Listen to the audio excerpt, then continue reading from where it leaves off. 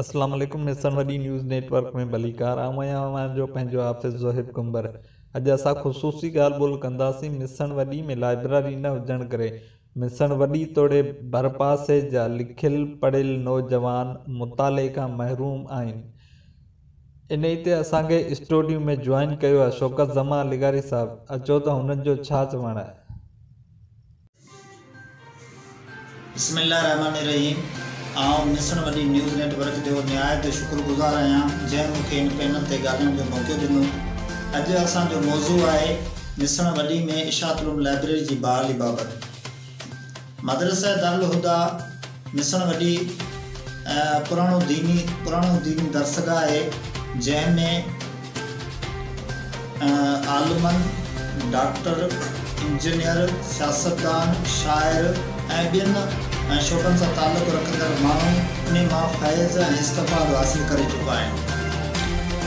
मौलाना अब्दुल करीम रहमतुल्लाह अलैह जेको मदरसा दारुल हुदा जो बानी बि हो ऐं मदरसा दारुल हुदा जो मोहतमम बि हो, उन जे काविशनि सां उन जी महिनत सां मिसण में हिकु लाइब्रेरी जो वजूद पियो जंहिंजो नालो मौलाना अब्दुल करीम रहमतुल्लाह अलैह इशातुल उलूम लाइब्रेरी रखियो।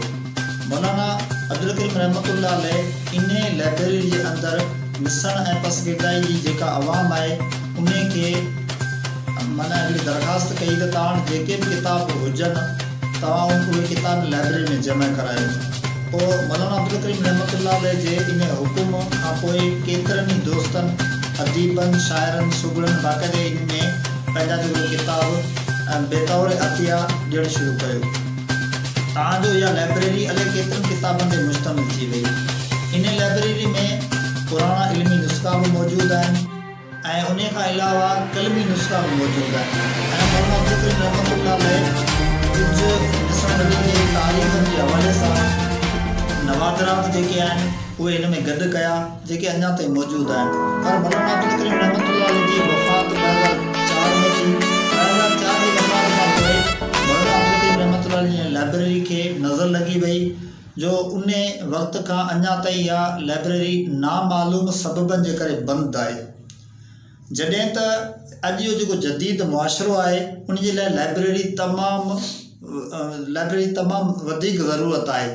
छो त अॼुकल्ह जा जेके नौजवान आहिनि उहे पंहिंजे हथनि में मोबाइल खणी पिया हलनि। जेकॾहिं उन्हनि जे हथनि में मोबाइल जी जॻह ते जेकॾहिं किताब हुजनि त केॾो न मुआशिरे में इस्लाह थी वञे।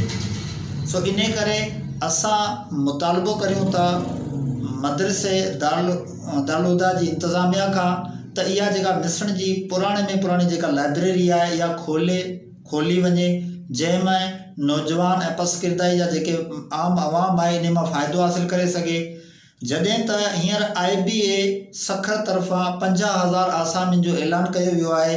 उन में टेस्ट ॾियणी आहे नौजवाननि खे त ज़ाहिर ॻाल्हि आहे त नौजवाननि खे मवाद किथां हथु अचे।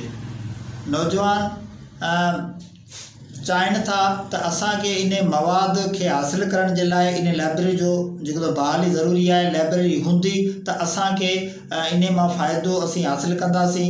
इन लाइ मिसण जे नौजवाननि जो पुरज़ोर मुतालबो आहे मदरसा दारुल हुदा जी इंतिज़ामिया खां त इन जी लाइब्रेरी जेका इशातुल उलूम लाइब्रेरी आहे इन जो बहाली ज़रूरी आहे ऐं इन खे जल्दो जल्द बहाल कयो वञे।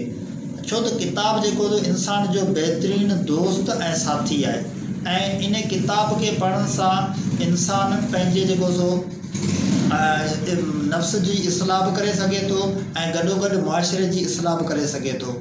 अल्लाह पाक इंसान खे जेको इल्मु ॾिनो आहे इहो किताब ऐं कलम जे ज़रिए ॾिनो आहे।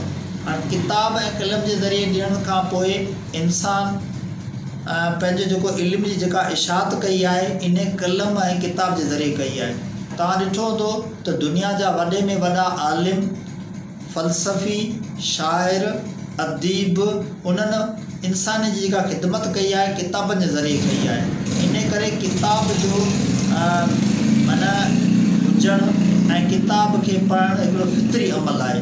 इन करे असां मिसण जा जेके नौजवान आहियूं ऐं पसगिरदाई जी जेका आवाम आहे उन्हनि जो जो मदरसे दारुल जी इंतज़ामिया खां पुरज़ोर मुतालबो आहे त इन लाइब्रेरी खे जल्द जल्द खोलियो वञे ताकि मिशन जो जेको नौजवान आहे उहो इन लाइब्रेरी मां इस्तेफ़ादो हासिल करे। वसलाम फ़क़ति शौकत ज़मा लगारी ॻोठ मिशन वॾी।